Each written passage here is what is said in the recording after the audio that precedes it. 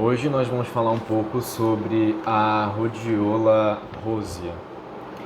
É uma planta, uma raiz, que tem efeitos supostamente nootrópicos, ou seja, de melhorar as capacidades cognitivas, mas especialmente de adaptógeno. Adaptógeno é uma classificação estabelecida pelos russos. Não é muito difundida nem aceita ou conhecida no Ocidente.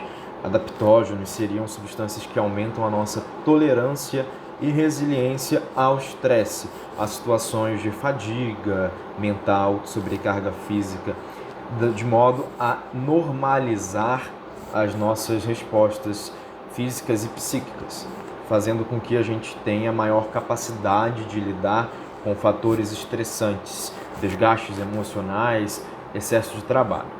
Essa planta ela é vendida no Brasil como um medicamento chamado de Fisiotron, que é comercializado pelo laboratório Axê, por prescrição médica.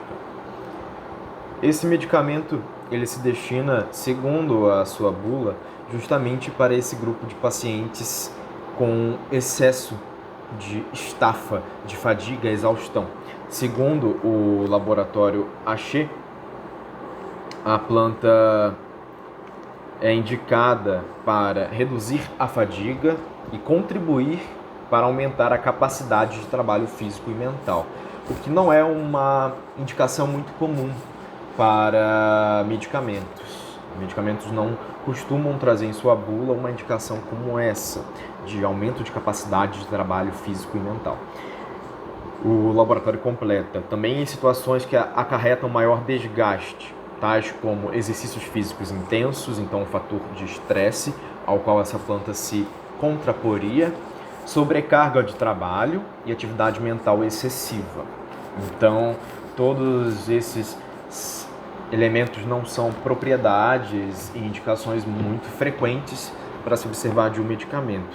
Lembrando, mais uma vez, que ele precisa ser prescrito por um médico. Esse uso da rhodiola ele pode ser traçado há milênios de anos.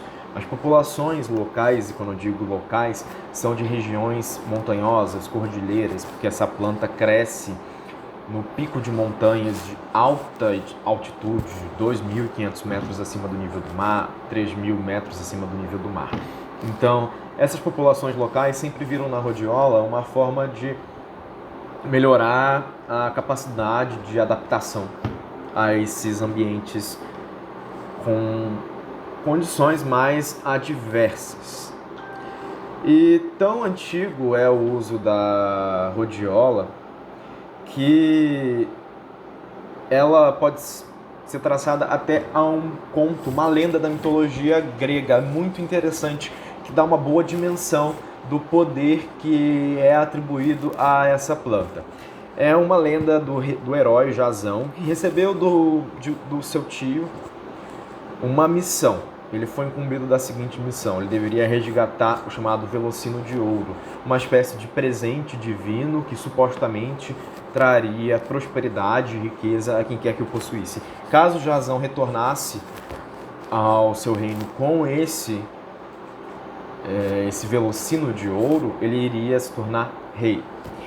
Ele foi até a região da Cólquida, que a mitologia grega descreve, o que hoje seria a região da Geórgia, na Europa, uma região muito montanhosa, muito fria. E ele recebeu do rei um seguinte desafio: se ele conseguisse lavrar um campo que estava tomado por 2 dragões, então um desafio, vamos dizer assim, considerável, ele iria receber o Velocino de Ouro. A princesa, filha desse rei, se apaixonou por Jasão. E como ela era uma feiticeira conhecedora das ervas, ela decidiu fazer uma poção mágica que supostamente tornaria Jasão invencível, imbatível, ajudaria ele na sua árdua missão. Essa poção mágica era feita com uma planta que crescia no alto das montanhas, com as raízes dessa planta. Alguns autores dizem que essa poção mágica, que segundo a lenda ajudou o Jasão a derrotar os dragões e o imbuiu com muita força, com muita coragem, muito ânimo, ímpeto, essa planta seria a rhodiola, é a única desse lugar que se encaixa na descrição. De fato, tem o uso histórico da rhodiola para isso. Por exemplo, compêndios farmacológicos antigos descrevem que a planta é usada para tratar fragilidade nervosa, histeria, ou seja, problemas emocionais de sobrecarga, e para melhorar as capacidades, as faculdades intelectuais. Mas o quanto de verdade há nisso? Bom, alguns pesquisadores se dedicaram a estudar essa planta. Primeiro vamos falar dos estudos sem ser em humanos, estudos em animais e estudos in vitro, que nos ajudam a ter uma dimensão de como a rhodiola age. Mecanismos diversos são propostos para essa planta. Por exemplo, antioxidante, ajudando a neutralizar substâncias tóxicas que fazem mal aos neurônios em excesso, causam desequilíbrios, chamados radicais livres. Quando em excesso e superando a capacidade de neutralização natural do corpo, os radicais livres podem prejudicar, por exemplo, a membrana que recobre os neurônios, que é fundamental para a comunicação entre esses neurônios, proteínas, o próprio DNA. Então, são substâncias que, ao longo do tempo, podem fazer muito mal. A rhodiola, por ser antioxidante, evita esse estresse oxidativo. Isso é comum a muitas plantas, essa propriedade. E outras propriedades são atribuídas à rhodiola. Por exemplo, regulação de eixo hormonal relacionado aos hormônios de estresse, adrenocorticotrófico, cortisol. Alguns estudos, inclusive em humanos e também em animais, apontam que ela reduz o cortisol, que em excesso, também em excesso, pode causar prejuízos à memória e desequilíbrios emocionais e uma série de outras questões. Além disso, ela ajudaria a aumentar o ATP, que é a forma de energia que as células conseguem aproveitar para usar. Então, aumentando o ATP, as células teriam energia por mais tempo. Células como neurônios, músculos, no meio desse favorecimento do metabolismo energético. Efeitos em neurotransmissores também foram descritos, como dopamina, porém, nenhum desses mecanismos é considerado um consenso para explicar as supostas ações adaptógenas dessa planta.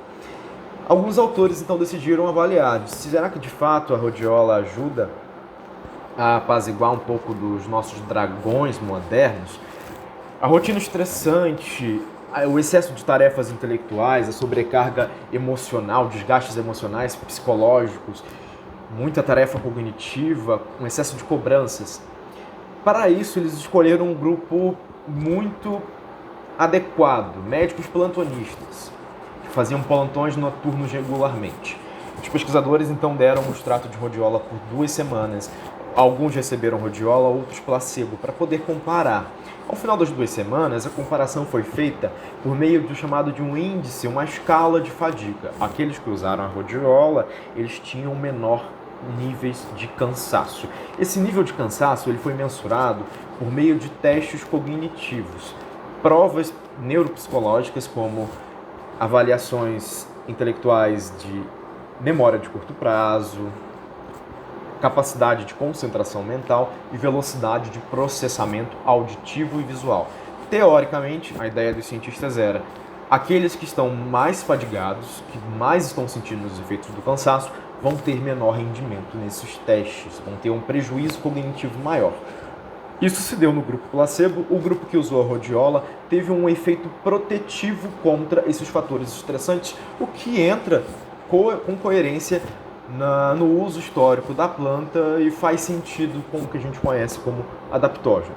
Porém, esse estudo tem algumas questões que reduzem a confiabilidade desses dados. Por quê?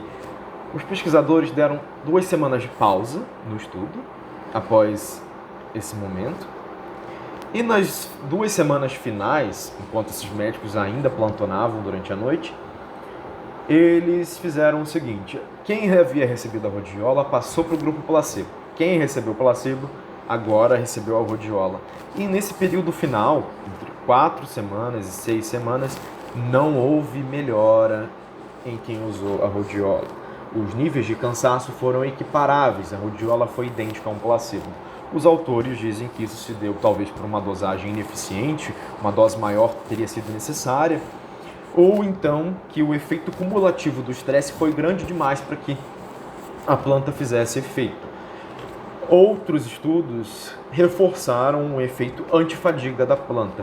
Por exemplo, em estudantes de medicina em período de exame, 100 mg por dia da planta por 20 dias, reduziu níveis de fadiga mental, capacidade de concentração também melhorou, aptidão física melhorou em quem usou a planta comparado ao placebo, o sono, motivação para estudar, sensação subjetiva de cansaço foi amenizada. Então,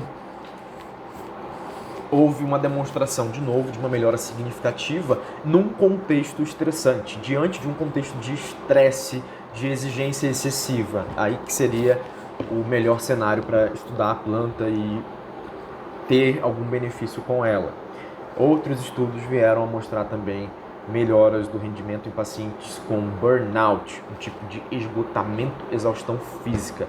Nesse tipo de paciente, o que os autores descrevem e concluem é o seguinte: é concluído que a administração continuada do extrato de rhodiola rosea exerce um efeito antifadiga, que melhora a performance mental, em particular a habilidade de concentração. Diante de muitos estudos, existem outros que eu não citei, vários ensaios clínicos, o ideal é fazer uma chamada revisão sistemática. Pegar cada estudo individualmente para tentar chegar a uma síntese e ter uma visão generalizada, global desses estudos. Vários autores também se debruçaram nessa tarefa, mas chegaram a resultados e conclusões, interpretações diferentes. O que significa que ainda falta bater o martelo sobre a rhodiola. Por quê? Uma parcela dos autores criticam uma parte desses estudos por alguns motivos. Risco de viés, porque foram patrocinados por empresas que comercializam a rhodiola. Não que isso incrimine de primeiro os estudos, mas seria útil que eles fossem validados e reproduzidos em estudos independentes. Mas, principalmente, a crítica é para padrões metodológicos pouco claros. Alguns autores apontam que há falhas na metodologia desses estudos, o que pode ter induzido resultados positivos que foram observados. A conclusão deles é: as pesquisas sobre a eficácia da rhodiola rosea são contraditórias. Enquanto algumas evidências de fato sugerem que a erva pode ser útil em melhorar o desempenho físico e aliviar a fadiga mental, falhas metodológicas limitam a avaliação precisa de eficácia. Outros autores vão de contramão e dizem que as pesquisas em animais e em humanos trazem um respaldo encorajador para os efeitos benéficos da rhodiola na função cognitiva e na fadiga. Os efeitos adaptógenos da rhodiola aumentam atenção e resiliência em situações de performance reduzida por fadiga e sensação de fraqueza e reduzem os prejuízos, minimizam os prejuízos do estresse. Conclusão: a menos que a rhodiola seja indicada por um médico, seja em consenso com o seu médico, não vale a pena se automedicar para começo de história, e ainda é um medicamento um tanto caro, ao redor de R$70, 30 comprimidos. Isso para um benefício pouco reconhecido pela ciência. Claro, existem estudos e autores que validam esses efeitos, mas não é ainda um respaldo muito sólido. Mais estudos seriam necessários para comprovar os efeitos da rhodiola. Ela tem sido sugerida para pacientes com transtornos de humor, como depressão, ansiedade, mas especialmente naqueles com fadiga crônica, esgotamento, estafa. Não parece haver uma melhora intrínseca da capacidade cognitiva com a rhodiola. Vamos supor, uma pessoa bem descansada, livre de um cenário estressante, se beneficiando. A maior parte dos estudos é justamente em pacientes que teriam algum déficit por conta de um fator de estresse que prejudica a capacidade cognitiva. Existem outros adaptógenos também, como o ginseng, ou assim pelo menos é descrito como adaptógeno até em algumas bulas. vamos falar deles em outros momentos. Por hoje é só. Quem já usou a rhodiola pode trazer aqui algum relato, algum comentário a respeito desse uso, se foi benéfico, se não sentiu nenhum benefício. E obrigado pela atenção, até a próxima.